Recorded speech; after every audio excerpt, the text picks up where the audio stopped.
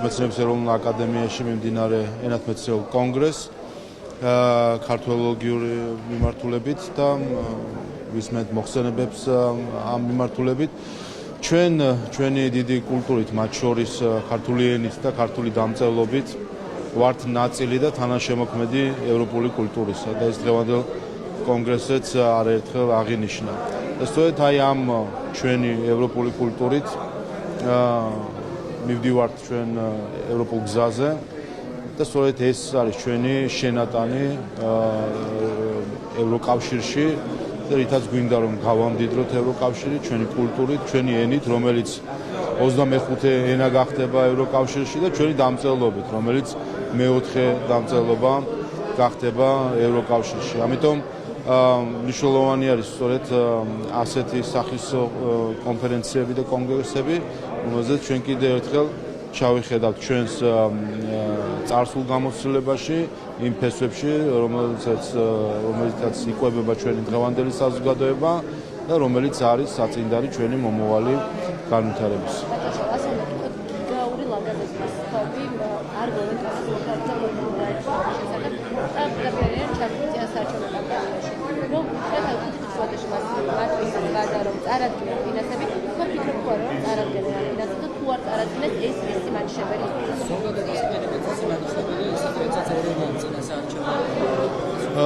მე მგონი გუში რაც მოვისმინე მე გამოხმაურება საერთაშორისო გამჭვირვალობისგანაც და მეორე ორგანიზაციისგან ისინი ადასტურებენ რომ მათ აქვს წინასაარჩევნო აგიტაციას ატარებენ. ისინი ამისთვის იყენებენ რესურსებს, ფინანსურ რესურსებს, ეს ჩანს კიდევაც ამას ღიად აკეთებენ, ამიტომ ანტიკორუფციულ ბიუროს როგორც ჩანს ამის საკმარისი მტკიცებულებები ჰქონდა, რომ ისინი მიეჩნია საარჩევნო მიზნის მქონე სუბიექტებად. სხვა შორის გუშინეს ანტიკორუფციულ ბიუროს ხელმძღვანელმაც აღნიშნა ის ნორმები, რომელიც გამოყენებაც ხდება ახლა და რომელიც საფუძველზეც იქნება ცნობილი საარჩევნო მიზნის მქონე სუბიექტებად, ეს ნორმები თავის დროზე თავად საერთაშორისო გამჭვირვალობის, SAIA-ს და სხვა არასამთავრობო ორგანიზაციების ინიციირებით აქვს პარლამენტს მიღებული. ასე რომ ეს ის სტანდარტი არის, რომელიც მათივე ინიციატივა იყო და ამ სტანდარტს უნდა დაექვემდებარონ. საერთო ჯამში გუშინ მოვისმინე კიდევაც თითქოს ვინმე შეზღუდვა ხდება, არაფრის შეზღუდვა არ ხდება. ყველა შეუძლია აწარმოოს წინასაარჩევნო კამპანია, უბრალოდ თუ ეს წინასაარჩევნო აგიტაცია არის, მაშინ უნდა გაასაჯაროს ამისი ფინანსები. ეს არის ჩვეულებრივი რამ ნებისმიერ დემოკრატიაში და სწორედ ესაც ჩვეულებრივი რამ უნდა იყოს საქართველოში. აკაშავა მინდა ორგანიზაციებით ლიბერალიზაციის საკითხი.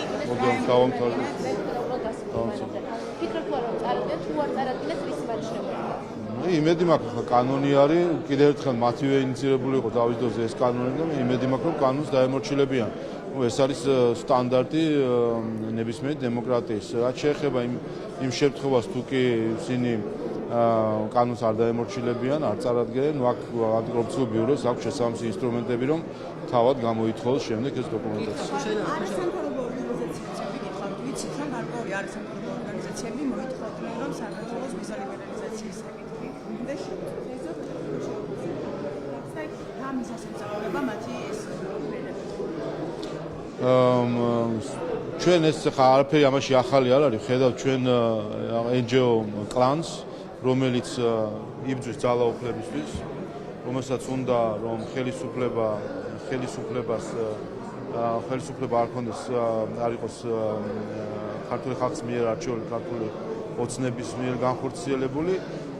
ეს ჩვენ ნახეთ 2022 წლის ივნისში, როდესაც ისინი პარლამენტის წინ დადგენ და ითხოვდნენ მთავრობის გადადგომას და ითხოვდნენ რომ მთავრობა დაკომპლექტებულიყო მათი მონაწილეობით და NGO-ებს ჰქონდათ ვეტოს უფლება მთავრობის შიგნით დაკომპლექტებაზე. ახლა როდესაც ასეთი სახის ორგანიზაციებზე გვაქვს საუბარი, რომელიც არავის არ აურჩევია, არანაირი სახალხო მანდატი არ აქვს, არანაირი ლეგიტიმაცია არ აქვს და სურთ რომ მართონ სახელმწიფო, გასაგებია რომ ისინი მიდიან ყველანაირ მავნებლობაზე, მათ შორის ვიზა ლიბერალიზაციის გაუქმებაზე. ეს მათივე დონორმა NDI-ს წარმომადგენელმა თქვა, ხო, მაკეინის ინსტიტუტის ის იყო რა, კვლევა იყო, რომელიც NDI-ს ყოფილი ხელმძღვანელი არის ავტორი ამის. ასე რომ ხა ან მათ უნდა თქვან რომ იტყუება ამერიკელი და ამას რა თქმა უნდა ისინი ერაზოს ვერ იტყვიან ან რა ვიცი თქვან და გაგვიმხილონ რომლები იყვნენ რომ საქართველოს იცნობდეს თავის გმირებს. Უშუალოდ ქართველი ხალხის აქტი საბოლოო განხილვაზე ისინი და მოგვიყვარს ალბათ დაახლოებით ვიცით ხო რაც იქნება ქართველი ხალხის აქტი, იმიტომ რომ ნახეთ რომ კონგრესში როდესაც სხვა ქართველი მიმდინარეობდა მოსმენა მიმდინარეობდა საქართველოს საკითხზე, ეკადი გავდიოდა წარმომადგენლები და მას უსმენდა. ამ ქართველი ხალხის აქტისგან ამორიგებული შეიძლება გქონდეს და იქნება თუ არა ეს კიდევ ერთი სიტუაციის პოლარიზების საკითხი მაშინ როდესაც ისინი ყოველთვის მეტად კრიტიკულ განცხადებას აკეთებენ არასამთავრობო ორგანიზაციების ასეთ. მანამ სანამ კონგრესი თუ სენატი არ გამოიძიებს 2020 წელს პარალელური დათვლის ყალბის შედეგების გავრცელებაში ამერიკის ხელისუფლების წარმომადგენლების როლს და კერძოდ USAID-ის ჩართულობას პივიტის მანიპულირებული შედეგების გავრცელებაში, მანამდე ნებისმიერ ასეთ სახის გადაწყვეტილება არ არის სერიოზული და კეთილსინდისიერი. ერთ-ერთი მოლოდინი, რაც მინავს კონგრესისგან, სენატისგან, რომ გამოიძიონ 2020 წელს ვინ იყო ჩართული ამერიკის ხელისუფლების წარმომადგენლები პარალელური დათვლის შედეგების მანიპულაციის საკითხში და მნიშვნელოვანია რომ ვიცოდეთ USAID-ის რა როლი ქონდა მაშინ და განსაკუთრებით მნიშვნელოვანი ვიცოდეთ მაშინდელი ელჩი რა დონეზე იყო ჩართული ამ საკითხში, რა იცოდა მან ან რა არ იცოდა, ვინაიდან მაშინდელი ელჩი იყო ფასილიტატორი, როგორც გახსოვთ, ოპოზიცია ხელისუფლებას შორის და თუკი დადასტურდება, რომ ყოფილმა ელჩმა იცოდა, რომ პარალელური დათვლის შედეგები იყო მცდარი და ამას ხელს აფარებდა, ეს თავდაყირად დააკენებს მთლიანად კეთილსინდის ამ მთლიანი ფასილიტაციის და მედიაციის პროცესის კეთილსინდისიერებას, მათ შორის კიდევ ერთხელ დაგვანახებს 19 აპრილის შეთანხმების წინაპირობები, რამდენად კეთილსინდისიერი იყო მხარეების მხრიდან. განაჩარებებზე ისაუბრეთ გუშინ თქვენ. განაჩარებებზე და ზეწოლზე წინასაარჩევნო კამპანიებში. აი, ოპოზიცია მოსწრებს აბსურდს და მანიპულაციას თქვენი მხრიდან. რა გექნება თქვენ ამაზე პასუხი? პასუხი არის მარტივი. აიღონ ის განცხადებები, რომელზეც ჩვენ გუშინ გავასაჯაროვეთ, უბრალოდ მონიტორინგის ვაჩვენეთ 90 სხვადასხვა განცხადება 21 დღის განმავლობაში. აიღონ ეს განცხადებები, სახელი და გვარები, რაც არის იქ ევროპელი თუ ამერიკელი პოლიტიკოსების შეცვალონ რუსული სახელი და გვარი და მე დაფიქრდნენ ამას უწოდებდნენ თუ არა ჩარევას. ამიტომ რა თქმა უნდა, ეს არის ჩარევა საარჩევნო პროცესში და ეს არ არის მხოლოდ რაღაც პოლიტიკური ესთეტიკის საკითხი, ეს გახლავთ საერთაშორისო სამართლის ერთ-ერთი ფუძემდებლური პრინციპის ჩაურევლობის პრინციპის დარღვევა, რომელიც გაეროს წესდებით არის გარანტირებული. და დღეს, როდესაც დასავლური სამყარო რუსეთთან დაპირისპირებაში არის, სწორედ იმის გამო, რომ რუსეთი არღვევს გაეროს წესდებით გათვალისწინებულ ჩაურევლობის პრინციპს და სხვა ქვეყნის შიდა საკითხებში ერევა, თავად არ უნდა იქცეოდე ისე, რომ რის წინააღმდეგაც სიტყვით იბრძვი. ამიტომ რასაც ჩვენ ახლა ვხედავთ, ეს არის პირდაპირ ჩარევა საქართველოს შიდა პოლიტიკურ საკითხებში, ჩარევა იმით, რომ უცხოელი პოლიტიკოსები ჩამოდიან და პირდაპირ პოლიტიკურ პოზიციებს იკავებენ ამა თუ იმ მხარის. ეს არის გავლენა ამ მომრჩეველის ნების ფორმირებაზე, რაც არის ანტიდემოკრატიული ქმედება, ამიტომ ყველას მოუწოდებ, რომ მინიმუმ იმ სტანდარტში მაინც ჩაეტიონ, რომელ სტანდარტსაც ისინი სხვებს უყენებენ, იმისთვის რომ ჩვენ დავწუნდეთ, რომ ეს სტანდარტები არის კეთილსინდისიერად წამოყენებული და არა ფარისეული. ბატონო შალვა, ნიკა გვარამიას წამოწდა პირდაპირ ეთერში, რომ ის ფულს იღებს მედიისგან, ამ შემთხვევაში პოლიტიკური პარტიის დაფინანსების წყაროდ გვეუბნება მედია, არის თუ არა ეს დარღვევა და რასთან გვაქვს საქმე? ხამაში მე მგონი ეჭვერავის არ ეპარება, რომ მან ფორმალურად გადააფორმა თავის მეუღლეზე წილები და რა თქმა უნდა მისი არის ეს ტელევიზია თავისი ფულით, შემოსავლით, გასავლით და სარედაქციო პოლიტიკით. ეს ჩვენ ფიქრობენ, რომ უცხოელები ფიქრობენ, რომ ამითი ქართული საზოგადოება ტყუდება და ახლა ვინმე ფიქრობს, რომ თავარი არხი ვინმე სხვისი არის. მე მგონი ახალი არაფერი არ უთქვამს. უბრალოდ ეს ამ დროს გეღიმება ადამიანი, როდესაც თავად ეგეთი წამოწდენები აქვს.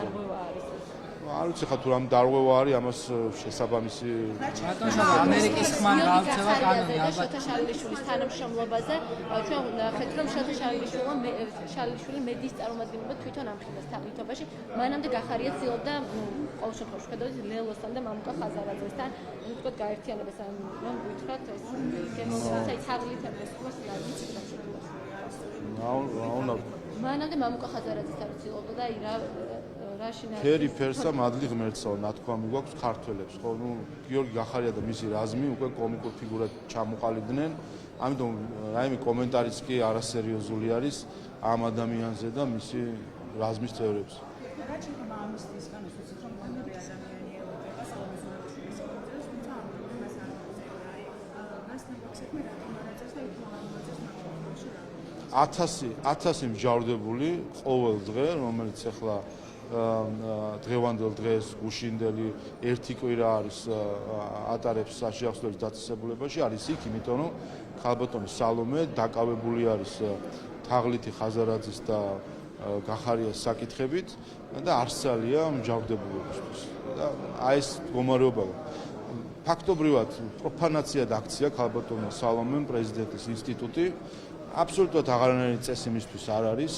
მისი უკანა ეზოგონია პრეზიდენტის ინსტიტუტი როგორც თანამდებობა ხედავთ რომ პატივს არსებობს კონსტიტუციას არღვევს ყოველფეხის ნაბიჯზე მათ შორის რომ დაკავებული არის ამ რაღაც წინასაარჩევნო პერიპეტიებით რომელიც მის საქმე არანაირად არ არის და კონსტიტუციასაც არღვევს ამ დროს და მაშინ როდესაც ადამიანები არიან საშიახსოვრების დაწესებულებაში 1000 ადამიანი ელოდება რომ უკვე გუშინ და გუშინ წინ უნდა ყოფილიყო თავის ოჯახებში არ არიან თავის ოჯახებში იმიტომ რომ ხალბატონ სალომეს ეზარება მოქალაქეებზე ფიქრი და დაკავებულია მაღალი მატერიის საკითხებით დიდი პოლიტიკით არის დაკავებული. ბატონ შალვა არის გაიცანით რომ ამერიკის ხმან გავრცელა ინფორმაცია რომ ჯო ბაიდენმა და მისმა ადმინისტრაციამ გაუქმნა შეხვედრები საქართველოს პრემიერ-მინისტრთან და საქართველოს სხვა წარმომადგენლებთან რომლებიც იმყოფებიან ახლა ნიუ-იორკში დელეგაციასთან რომელიც ახლა ამერიკის შეერთებულ შტატებში იმყოფება თქვენ გადასულით ამას თუ არ ადასტურებთ და გაგვიგვარა მის პროგრამას კი მე როგორც ვიკითხე ეს მართლაც ასე მომხდარა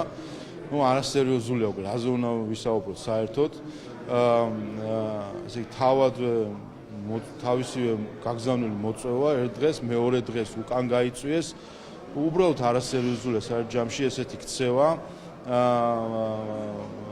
და უპირველეს ყოვლისა ეს არის ამერიკის და ამერიკელი ხალხის შეურაცხყოფა რასაც ჩვენ ახლა ამ ქცევით ვიხილეთ ადმინისტრაციის მხრიდან მეორე მხრივ ხედავთ რომ ეს რაღაცნაირად რაც უფრო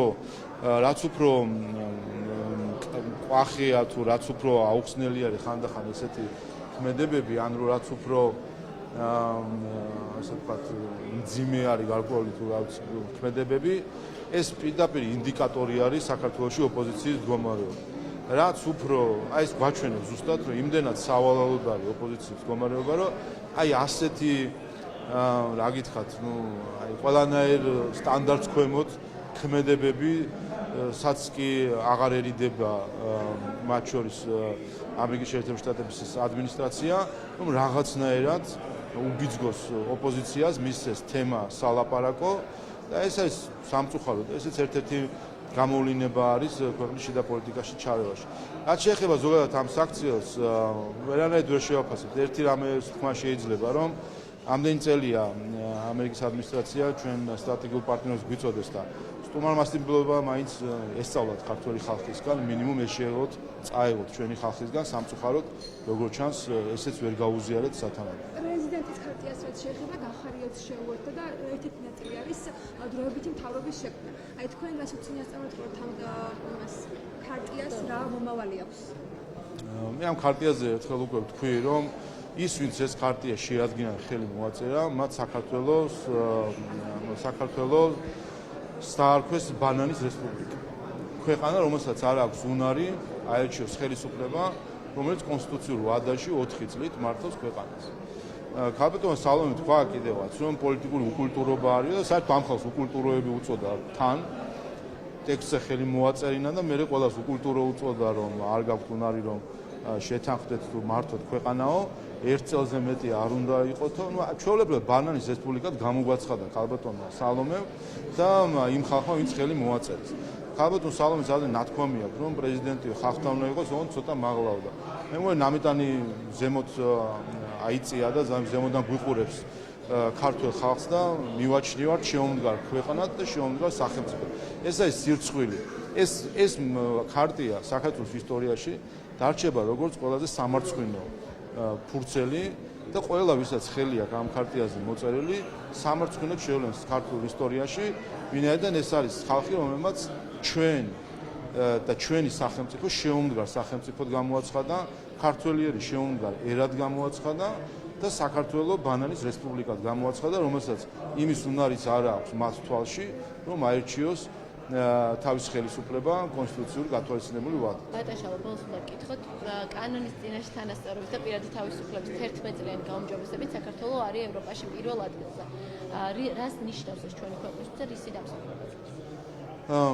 ეს უპირველეს აჩვენებს იმას, რომ მიუხედავად აი იმ გარე დარტყმების, რომელსაც ჩვენ ვიღებთ და სამწუხაროდ ეს დარტყმები ყველა მხრიდან მოდის უკვე, ჩვენ შეჩვეული ვიყავით ამას რუსეთისგან და ასე გავატარეთ აწლეულები და ამ პირობებში ვითარდებოდა საქართველოს და ხედავთ მათ შორის ბოლო 2-3 წელია განსაკუთრებით, რომ ეს დარტყმები სამწუხაროდ ჩვენი მეგობრებისგანაც მოდის. უსამართლო ცრუ ბრალდებები საქართველოს წინააღმდეგ, ცრუ ნარატივები, რომელიც ვრცელდება და მიუხედავად აი ამ უსამართლო გარემოსი, რამდენად ძლიერია ჩვენი ერი, რამდენად ძლიერია ჩვენი სახელმწიფო და სახელმწიფო ინსტიტუტები, რომ რაც არ უნდა გვაჯანჯღარო ნაკედან და იქიდან, ბოლოს, როცა დაიდება ობიექტური შეფასებები, ვართ ყოველთვის წინ ვართ ინსტიტუციური განვითარებით და ამას ყველა რეიტინგი ადასტურებს, წინ ვართ ეკონომიკური განვითარებით, ევროკავშირის ყველა ქვეყანას ჯობნით ეკონომიკური განვითარების ტემპები. პირველი ვართ ევროპაში. მიუხედავად იმისა, რომ რამდენს გვაჯანჯღარებს ყველა. არ ვიცი ამ გარემოში ასე ვთქვათ, ის რომ ჩვენ ასეთ შედეგებს ვაღწევთ, კიდევ ერთხელ აჩვენებს ჩვენი ერის და ჩვენი სახელმწიფოს მადლობა ძალიან. Ani mai cadwiti da siamo.